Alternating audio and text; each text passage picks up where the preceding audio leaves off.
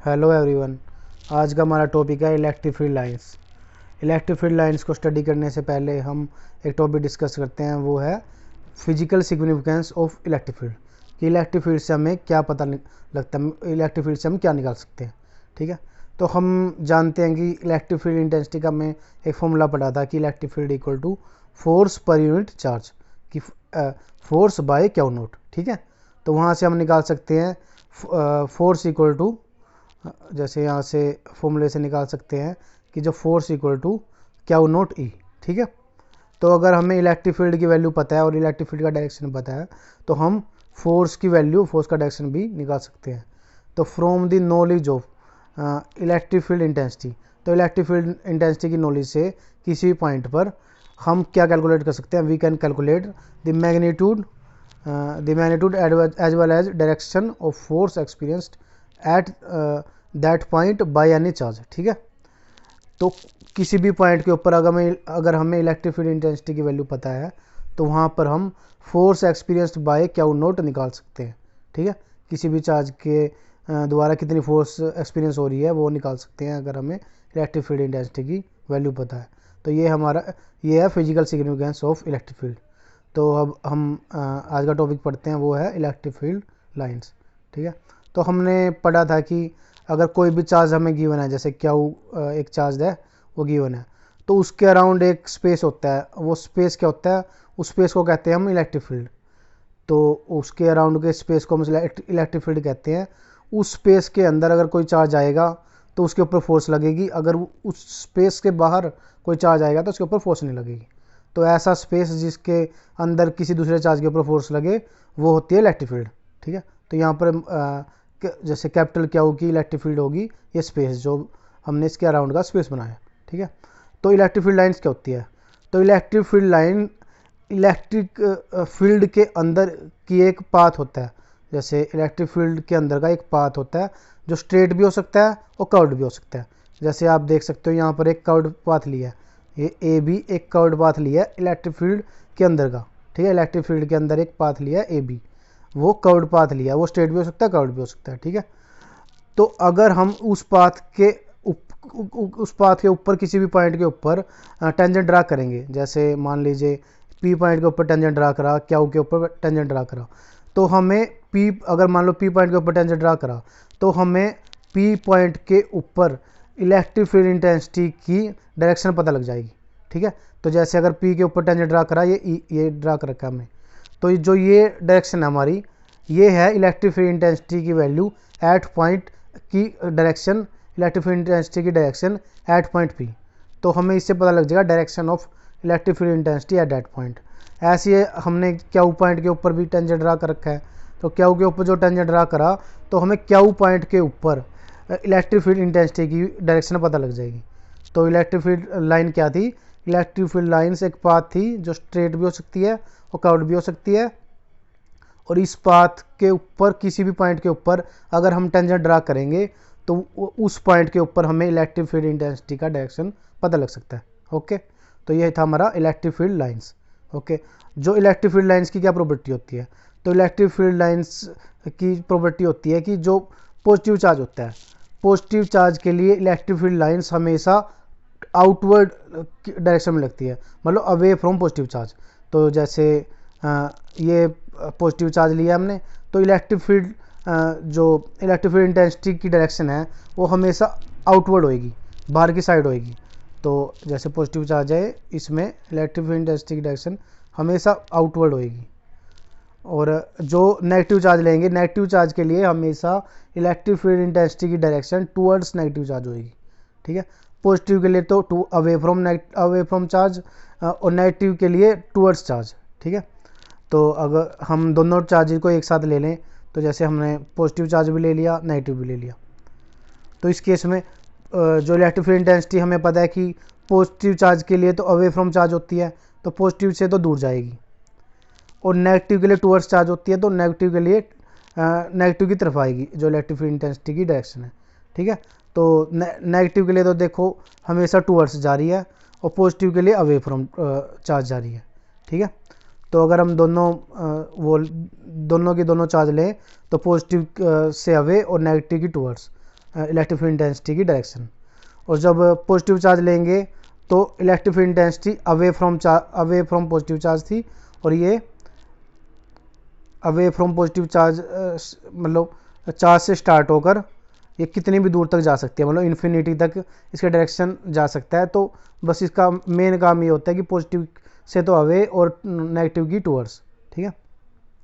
तो अब हम जैसे हम इसमें हमने दो पॉजिटिव चार्ज ले लिए, मान लो Q1 और Q2 ले लिया।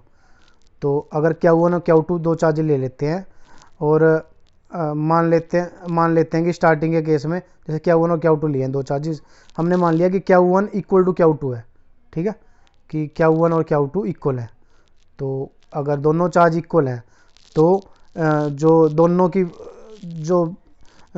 की फोर्स ऑफ रिपल्सन है वो इक्वल होएगी, क्योंकि इसमें electric field intensity away from charge होती है, तो इस साइड भी अवे फ्रॉम चार्ज होएगी, इस साइड भी अवे फ्रॉम चार्ज होएगी।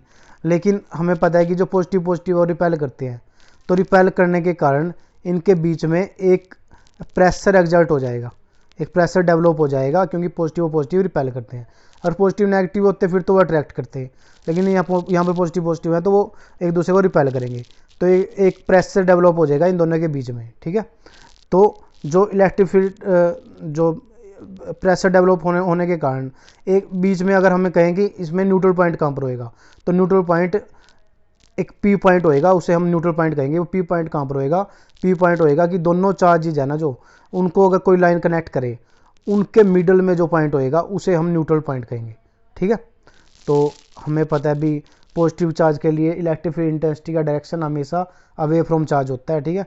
तो ये अवे फ्रॉम चार्ज है जिसमें डायरेक्शन, और इसके अंदर अगर न्यूट्रल पॉइंट करें तो ये मिडल के अंदर होएगा, दोनों चार्जेस के मिडल के बीच में, ठीक है। और अगर हम सेकंड केस लें कि जो फर्स्ट वाला चार्ज है वो सेकंड वाला चार्ज से बड़ा है, ठीक है, कि Q1 Q2 से बड़ा है। तो अगर Q1 Q2 से बड़ा है जो, तो तब पूछा जाए कि न्यूट्रल पॉइंट कहाँ पर होएगा, तो न्यूट्रल पॉइंट तब जो छोटे वाला चार्ज है, मतलब जो स्मॉलर चार्ज है उसकी साइड में होएगा, मतलब जो स्मॉलर चार्ज है उसकी तरफ होएगा जो हमारा न्यूट्रल पॉइंट है, ठीक है। तो हमें जैसे हम इस फिगर से भी आप देख सकते हो कि पॉजिटिव चार्ज के अवे में जा रही है जितने भी इलेक्ट्रिक फील्ड लाइंस कह लो या इलेक्ट्रिक फील्ड इंटेंसिटी की डायरेक्शन, ठीक है। तो अब प्रॉपर्टी पढ़ते हैं इलेक्ट्रिक फील्ड लाइंस की। तो फर्स्ट प्रॉपर्टी क्या है इलेक्ट्रिक फील्ड लाइंस की, कि electric field lines discontinuous curve होती हैं। डिसकंटिन्यूअस का मीनिंग ये है कि जो इलेक्ट्रिक फील्ड लाइंस है ना, हमेशा पॉजिटिव से स्टार्ट होकर नेगेटिव की तरफ जाएगी, मतलब पॉजिटिव से तो अवे थी और नेगेटिव की टूवर्ड्स थी। ऐसा नहीं होगा कि पॉजिटिव से स्टार्ट होकर दोबारा पॉजिटिव आ जाएगी, क्योंकि electric field lines towards positive charge तो उसका डायरेक्शन हो ही नहीं सकता। तो पॉजिटिव से स्टार्ट होएगा, मतलब पॉजिटिव से तो अवे ही होएगा हमेशा, और नेगेटिव की साइड होएगा, ठीक है। तो ये कभी भी क्लोज पाथ नहीं बनाएगी। तो electric field lines do not form close path. Close path वो होता है कि जहाँ से स्टार्ट हुआ वहीं से वापस आ गई। तो ऐसा हो ही नहीं सकता कि पॉजिटिव से स्टार्ट होके फिर नेगेटिव चली जाए और नेगेटिव से पॉजिटिव आ जाए, क्योंकि हमेशा डायरेक्शन एक ही होएगा, पॉजिटिव टू नेगेटिव, ठीक है। तो ये हमारी electric field lines discontinuous curve है, ठीक है। तो they start from positive charge and end at negative charge, ठीक है। तो ऐसी कोई इलेक्ट्रिक फील्ड लाइंस नहीं है जो पॉजिटिव से स्टार्ट होकर नेगेटिव जाए लेकिन नेगेटिव से भी पॉजिटिव आ जाए, ठीक है। तो हमेशा पॉजिटिव टू नेगेटिव ही जाएगी, ठीक है। अगर कोई सिंगल चार्ज है, जैसे हमने सिंगल पॉजिटिव चार्ज लिया था, तो उसमें इलेक्ट्रिक फील्ड लाइंस चार्ज से स्टार्ट होकर इन्फिनिटी तक जा सकती है, ठीक है। और अगर नेगेटिव चार्ज ले तो नेगेटिव चार्ज के अंदर इलेक्ट्रिक फील्ड लाइंस इन्फिनिटी से स्टार्ट होकर उस चार्ज तक आती है। जैसे अगर ऊपर हमने देखा था कि जब नेगेटिव चार्ज लिया था, सिंपल एक चार्ज लिया, पॉजिटिव लिया, तो पॉजिटिव से स्टार्ट होकर इन्फिनिटी तक जा सकती है। जब नेगेटिव लिया तो इन्फिनिटी से आकर चार्ज तक आना है, ठीक है। तो वो हमारा नेगेटिव के केस में हो जाएगा। तो और जब हमने दो चार्ज ले लिए तो पॉजिटिव से स्टार्ट होकर नेगेटिव की तरफ जाएगी, ठीक है। तो अब जो हम आगे वाले यूनिट में स्टडी करेंगे कि जो मैग्नेटिक फील्ड लाइंस हैं वो कंटिन्यूस कर्व होती हैं। जब अभी हमने स्टडी करा है कि इलेक्ट्रिक फील्ड लाइंस या इलेक्ट्रिक लाइंस ये डिसकंटिन्यूस है, ठीक है। जो सेकंड पॉइंट है इसका, जो property of electric field lines है वो है कि जो इलेक्ट्रिक फील्ड लाइंस हमने कोई भी ली, उसके ऊपर अगर हम टेंजेंट ड्रा कर देते हैं तो इलेक्ट्रिक फील्ड इंटेंसिटी का डायरेक्शन पता लग जाता है उस पॉइंट के ऊपर, कि tangent to electric field lines at any point gives the direction of electric field intensity at that point, ठीक है। तो हमने ऊपर भी पढ़ा था कि जैसे कोई भी लाइन है, जैसे ये लाइन थी, ये इलेक्ट्रिक फील्ड लाइन हमारी ए बी, इस पे किसी पॉइंट के ऊपर अगर पी पॉइंट के ऊपर हमने टेंजेंट ड्रा करा तो पी पॉइंट के ऊपर हमें इलेक्ट्रिक फील्ड इंटेंसिटी का डायरेक्शन पता लग गया। ठीक है, तो किसी भी पॉइंट के ऊपर अगर इलेक्ट्रिक फील्ड लाइंस के किसी पॉइंट के ऊपर टेंजेंट ड्रा करेंगे तो उसके ऊपर हमें इलेक्ट्रिक फील्ड इंटेंसिटी का डायरेक्शन पता लग जाएगा। ठीक है, तो हमारा थर्ड पॉइंट क्या है? थर्ड पॉइंट है कि no two electric field lines, कोई भी दो इलेक्ट्रिक फील्ड लाइंस और फोर्स इंटरसेक्ट ईच अदर। तो कोई भी दो इलेक्ट्रिक फील्ड लाइंस आपस में इंटरसेक्ट नहीं कर सकती, मतलब आपस में काट नहीं सकती। इसका कारण ये है कि मान लेते हैं कि अगर ये दो लाइन है, एक ये रही एक ये, ठीक है, मान लीजिए कि ये दो लाइन आपस में काट रही हैं। ठीक है, और अभी हमने पढ़ा था कि इलेक्ट्रिक फील्ड लाइंस के किसी भी पॉइंट के ऊपर अगर हम टेंजेंट ड्रा करें तो उसका उस पॉइंट पे इलेक्ट्रिक फील्ड इंटेंसिटी का डायरेक्शन पता लग जाता है। तो मान लीजिए इस पॉइंट पे जैसे हम टेंजेंट बनाएंगे तो एक कर्व के लिए तो ये डायरेक्शन हो गया, दूसरी के लिए मान लो ये डायरेक्शन हो गया, क्योंकि दोनों कर्व के ऊपर टेंजेंट ड्रा कर सकते हैं। तो ऐसा तो नहीं हो सकता कि एक ही पॉइंट पे दो डायरेक्शन मान लो इलेक्ट्रिक फील्ड इंटेंसिटी के एक पॉइंट पे दो डायरेक्शन, तो ऐसा पॉसिबल नहीं है।